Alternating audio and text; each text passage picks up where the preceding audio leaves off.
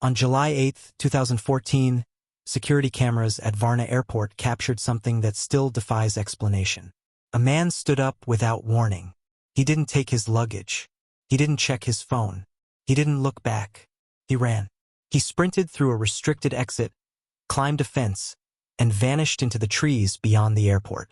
He left behind his passport, wallet, and phone. His name was Lars Joachim Mittank. And from that moment on, he was never seen again. This didn't happen in a dark alley or a remote wilderness. It happened in broad daylight, inside an international airport, surrounded by tourists, staff, and cameras. And what makes this case disturbing isn't just that Lars disappeared. It's how completely he vanished. Lars Mittank was 28 years old.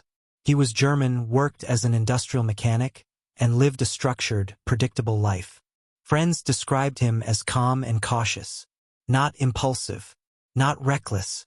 In the summer of 2014, he traveled with friends to Golden Sands, a beach resort near Varna, Bulgaria. It was supposed to be simple, and for most of the trip it was. Near the end of the vacation, something small happened. Lars was involved in a brief bar altercation. Accounts vary, but it was minor. No police, no serious injuries. But shortly after, Lars complained of ear pain, dizziness, and pressure in his head. By the next day, it got worse. A local doctor diagnosed Lars with a ruptured eardrum. He was prescribed an antibiotic commonly used and usually safe. But in rare cases, this medication has been linked to anxiety, paranoia, and confusion. Lars's friends were scheduled to fly home.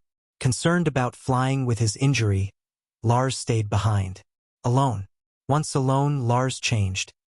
He repeatedly called his mother in Germany, sounding frightened. He told her he was being followed, that someone wanted to poison him. Hotel staff noticed strange behavior. He avoided people, refused food, hid in stairwells and elevators. There was no evidence anyone was following him. Whatever Lars was experiencing, it appeared real only to him. On July 8, Lars decided to go home.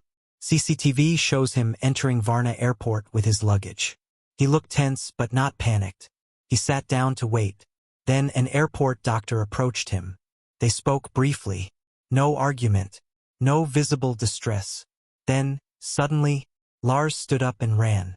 He sprinted past staff, through a restricted exit, and out of the terminal. Across open ground. Over a fence. And into the trees. No alarms were raised. By the time anyone realized something was wrong, Lars was gone. When Lars missed his flight, his family alerted authorities. Police and volunteers searched nearby fields, villages, roads, and abandoned buildings. Nothing. No clothing.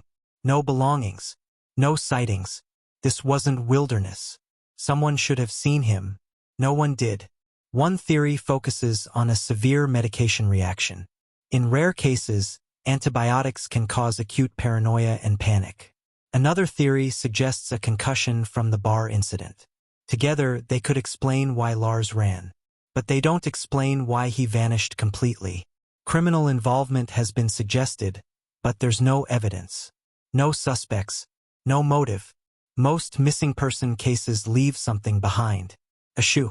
A phone. A confirmed sighting. Lars left nothing. Just a moment on camera and then absence. Millions have watched the footage.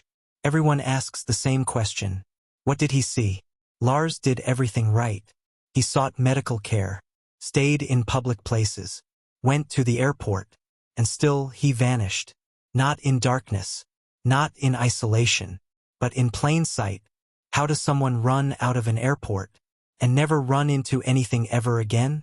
For more gripping true crime stories, subscribe to the channel and like and share.